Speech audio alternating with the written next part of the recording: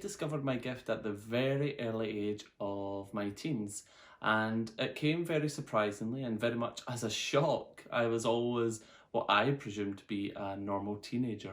But suddenly my father passed to the spirit world very unexpectedly. And after the due course of the news that he had made his transition, I was sitting communicating with my friends on the computer via the internet, and I became aware of this shift that happened in my bedroom. The only way I can really describe that shift is almost like someone opening a cold door and the cold breeze coming into a warm room from the outside.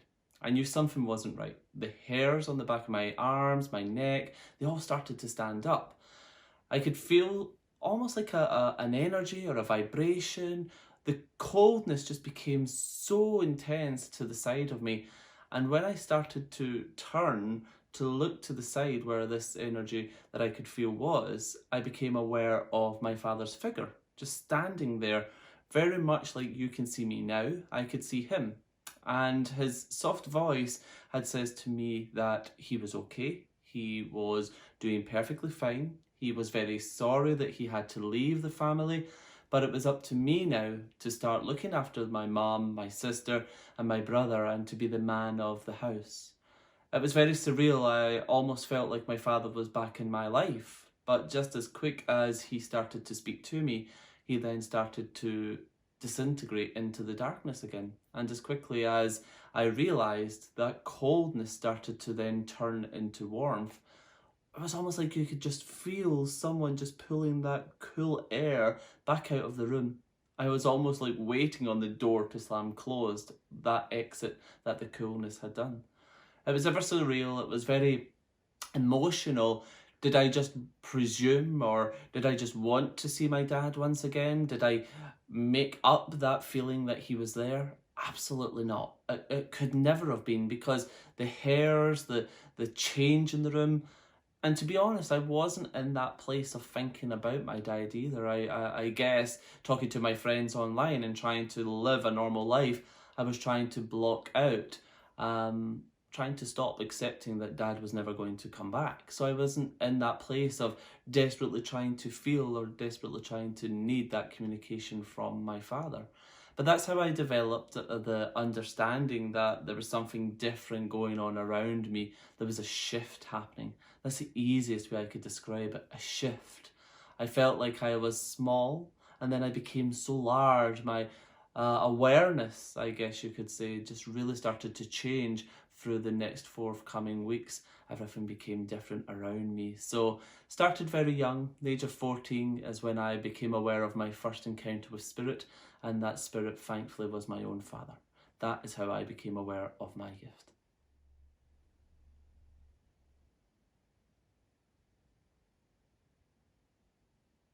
How did I develop my mediumship? I developed my mediumship in many different ways.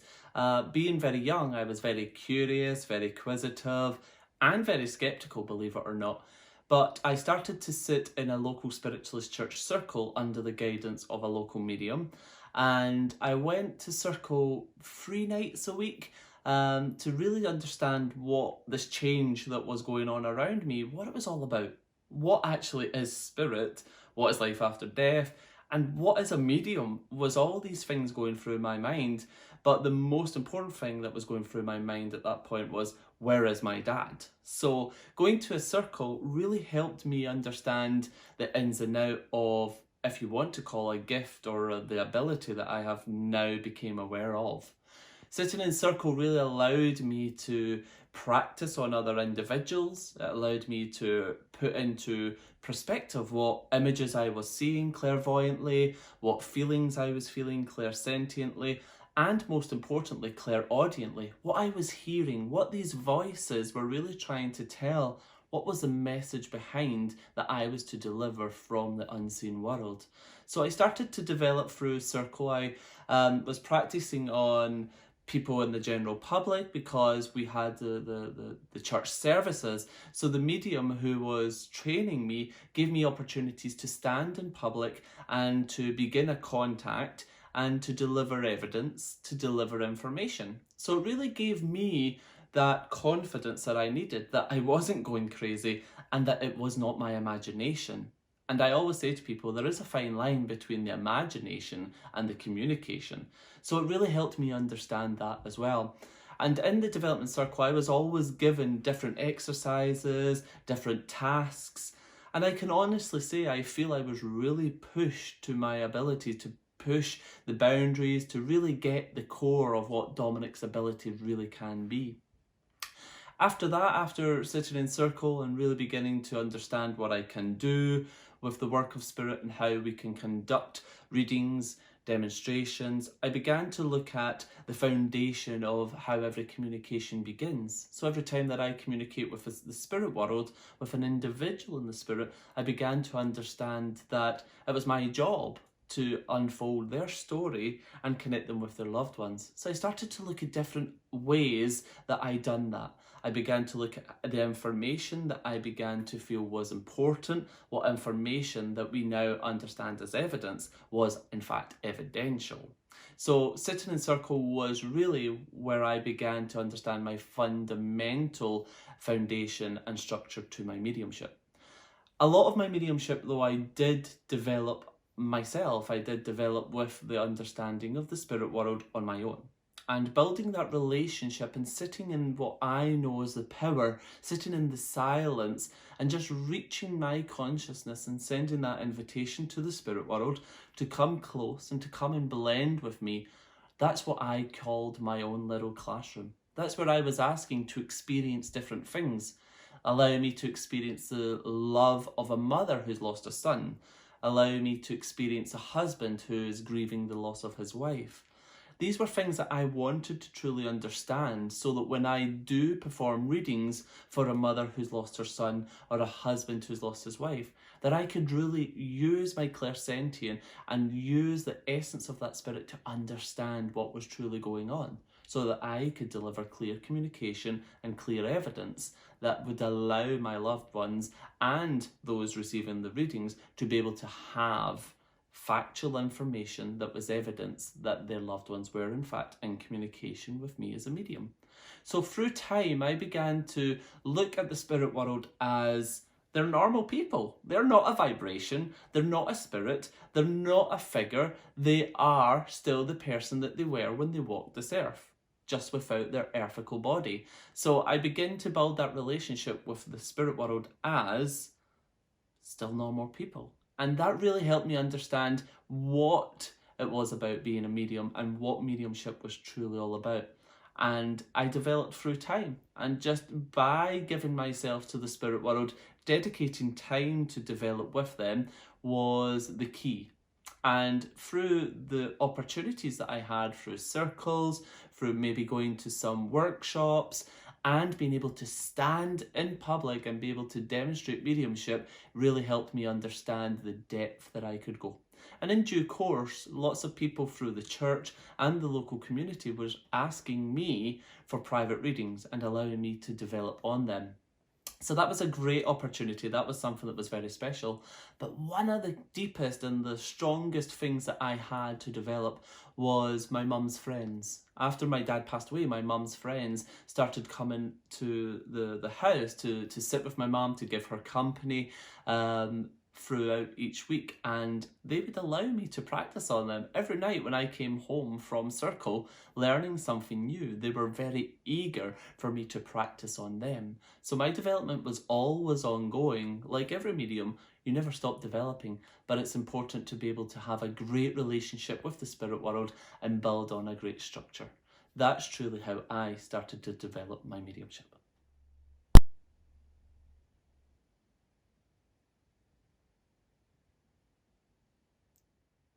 How do I prepare myself for working with the spirit? It's a very easy process. I never truly think about what I'm about to do. If I'm going to do a day of readings, well, I will not really think about those readings until maybe 20 minutes before my first client. And within that space, what I will do is within my consciousness and within my head, within my heart, I will start to almost like send thoughts to the spirit world.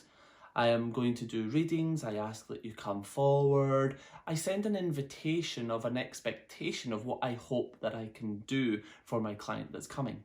Many people will meditate, many people will sit in the power. For me, it's a very natural process. I send an invitation to the spirit world. Before my client comes into my room, I will quickly say a prayer. And that prayer will change every day depending on how Dominic is feeling before he goes to conduct a reading. So I will perhaps pray and send a thought to my dad, asking him to come forward and help me deliver evidence, help me deliver accuracy. I will even send out the intention to receive accurate names, accurate dates, the memories that they shared together. I will send that expectation to the spirit world, asking if we can possibly do that to deliver to those who are coming for readings. Then I will be forever grateful. I don't do anything more apart from within my space that I'm doing my readings. I will have very upbeat music. And it could be from anything from dance music to Celine Dion to Dolly Parton to whatever is either in the charts as well. Anything that really gets my blood going, anything that gets my excitement, my vibration going, anything that really wants Dominic to get up and start moving. Because what then that is doing is creating a positive vibration within my room. It's also getting my adrenaline, my excitement up there, so that when I do reach for the spirit world and become aware of them, I have already created a beautiful space and my energy is already heightened. So it then becomes, I'm already up there and the spirit world will just gently need to come down and surf on the energy that I've created. So I don't meditate, I don't need to do any sacral open chakras or sage my room or anything. Sometimes I will light a little candle just so that I can be aware of the flicker of the candle. But I try to make mediumship as simple and as natural as possible. Some of you are maybe thinking, well, why are you not thinking about your readings? Why are you not constantly sending that thought out to the spirit world? Plain and simple. If I start thinking about my readings driving there, who's coming today? Who will I be communicating with? Already trying to pre-link with spirit, what I will start to do is I will start to create my communication. I will get in my head too much that I will then start to create arms and legs with the communication. So that's why I look at it as a very natural process. The moment that I shake my client's hand and welcome them into my space, that's when I want to become aware of the spirit, so that it's spontaneous, so that it's not created, and so it's not my imagination. Plain and simple. That is how I prepare myself for when I am about to work with the spirit world.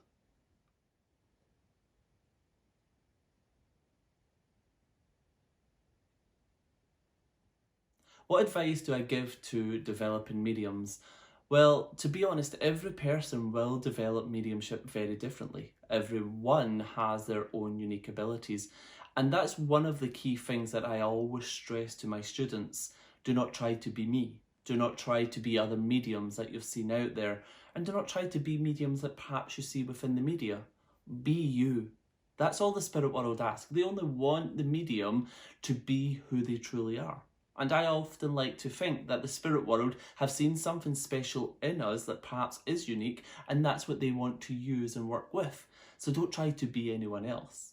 Firstly, I would say get yourself into a development circle. Get yourself into a place or a group or a sanctuary where people are developing mediumship, perhaps at the same level as you, so that you can practice under the guidance of a medium or a tutor that has a wealth of knowledge and knows what they're doing. That's where you will start to begin to understand and build the relationship between you and the spirit world. That is vital. The relationship between medium and spirit, for me, is the key to success. As you develop your mediumship, that relationship will truly grow, not just within you having trust within the spirit, but the spirit world having trust within you as a medium. Because at the end of the day, the spirit world are entrusting you to be their voice. So they want to be able to see that they can trust the process that they are going through with you. building a foundation to your mediumship, being able to know what you're looking for as you develop your mediumship, i.e. what is evidence, what is not, what is coming from your physical body, or what is more so your imagination. So being able to know all the little things that are going on around you, which is connected with spirit and which is when you're not connected with spirit. Because like I said, there is a fine line. So being able to iron out the creases and know what is spirit and what is the medium and what is just you as an individual, not as a medium, is very important. So the foundations that you will create within a circle will really help you build in confidence, help you build in trust, but most importantly, help you understand how the spirit world is working with you. In today's society, there is thousands and thousands and thousands of workshops and courses hosted by an array of different mediums and teachers out there. It is important for you to realise what perhaps you want to really work on with your mediumship. Do you want to be a medium who does readings? Do you want to be a medium on platform and in the public arena?